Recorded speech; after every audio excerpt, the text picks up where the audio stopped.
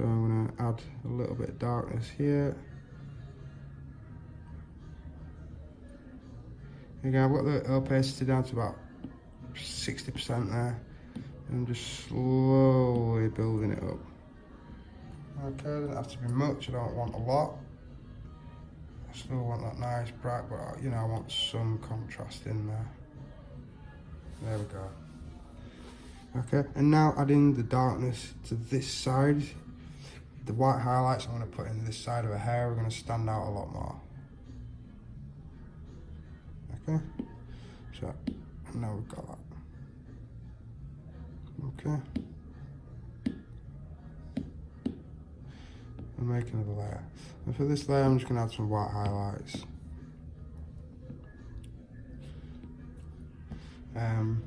It's got white in there anyway, you can sort of see, but it's not perfect. So this now will just give it a extra special sparkle. And again, I'm just, you know, I'm just going to emphasize a couple of the spots. And that's, you know, that's pretty much good for me for the face. I don't like using too much white. It takes away the importance of the highlights, I think, in the eyes and places where, you know, you really should have them, or where you really need them. Okay. So now, as I said, I'm just gonna, you can see where it's not quite black, and for me the best thing to do is just sort of add to it, and you want to try and keep the highlights sort of in line. Don't just put random highlights everywhere, you know, and if it's too dark there, don't put the highlight there. So you can see the light is sort of, it's bouncing off this part there. Okay, I'm also going to start building up a few highlights down here, and you can be quite rough with these if you want. You put them on a separate layer, so once these are in, you can smudge them out and fade them in, or you could grab a hold of the whole layer and do a motion blur and just slightly blur them, and then after that you can add a bit more white into the center of these, you know. So there's a few different ways of doing that. You can select the hair tool if you want, and, you know, put some in with the, instead of doing individual strands. But I don't know, if I like taking my time sometimes, and you know, we've just saved like 2 hours of drawing. I'm sure we can spend an extra 30 seconds just putting an extra few strands in there. So, okay. Now I've got something that I'll be happy with to use as the stencil, or to take a stencil from, should I say. And I feel I've got enough reference in here now that I'll be quite happy using this. So I'm just going to do a little bit more work on the rose. I've gone to the rose and I've just selected another layer. I'm going to go straight in with black, and this is basically just to darken up a few spots. So, as I said, I like to have black in the tattoo. You need to have black in your tattoo if you're doing a black and grey tattoo. If you don't have black, then you're missing, you know, the foundation of your contrast and of your shades that you're going to be using to create your piece. You know, remember, black and white aren't colours, they're shades. So you don't have those shades, the whole spectrum of shades. It's like taking colour away. You know, it's gonna fall flat. You know, it may look good on paper, nice, soft, subtle, you only just see the design, but it's there. But as a tattoo, it's not gonna last. You've got to think about how that tattoo is gonna last, how it's gonna look in 10 years' time, what that skin's gonna have gone through for 10 years. Excuse me. So adding tones that are too soft, or not contrasting them next to a paler shade or a darker shade, you know, your work's going to fall flat. Now you can see now I've just sort of you know, darkened up a few parts of this one. There's still, if you look at this leaf here, you've got this leaf next to the shadow. Now because of this, if I did tattoo it like this, these are all going to blend together after time. You're not going to have a contrast.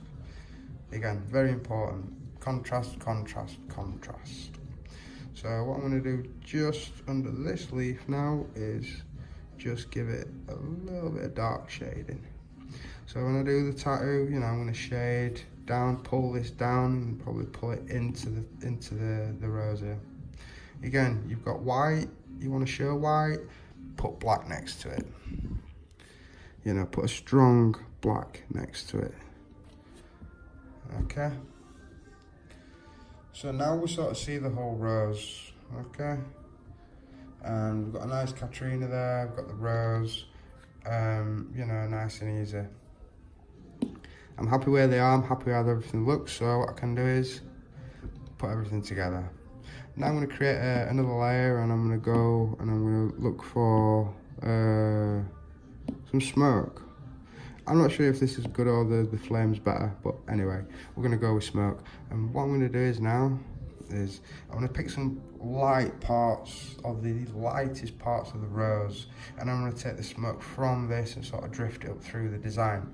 Maybe concentrating it over this way, which is why we staggered the rose to the right to start with. So just pick the right colour to start with.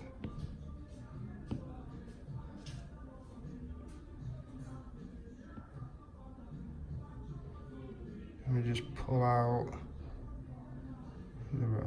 the smoke. Okay. Now that looks like dog shit. So what you can do is grab the white, 'cause it's on a separate layer, and motion blur. Okay. So now, now it starts looking like smoke. Okay, and again we can go over the top in some of these areas with the white again, you know, and put some finer detail. Sorry, we need to put that on a separate layer first. So another layer, and then we can go back over and start putting some finer smoke. There we go. Okay.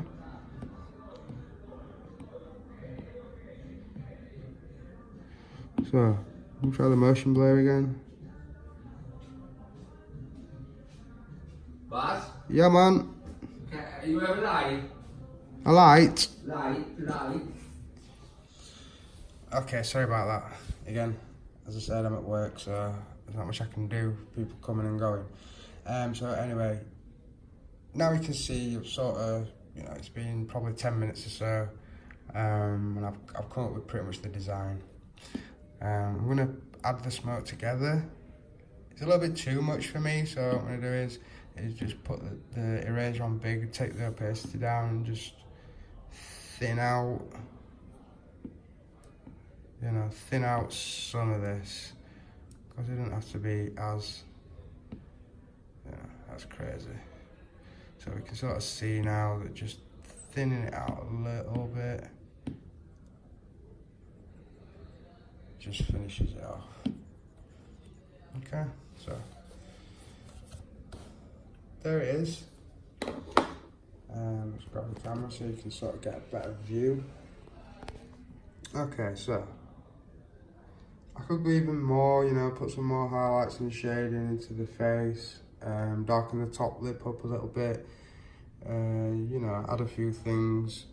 But for me, you know, that's pretty good as it is now. It's not taking long. So, you know, if the client comes in and they're happy with the way that this looks, then I'll be happy just to stencil it up, and then I'll be ready to go. I've got a good piece of reference here I can use. Yeah, and that's it. You know, it's going to be a good,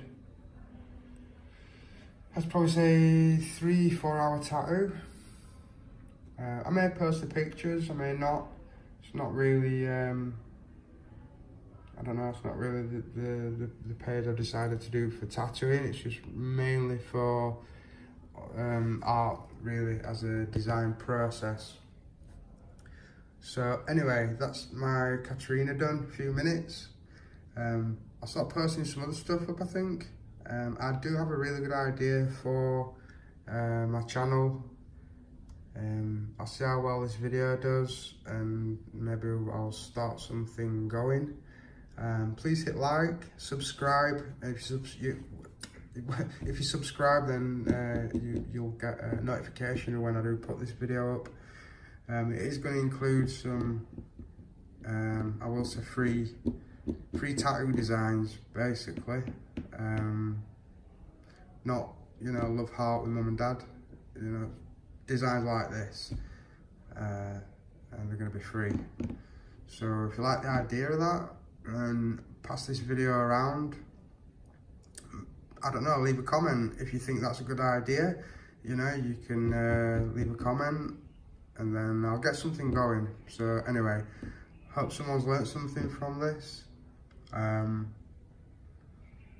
Happy drawing, and see you next time. Ciao for now.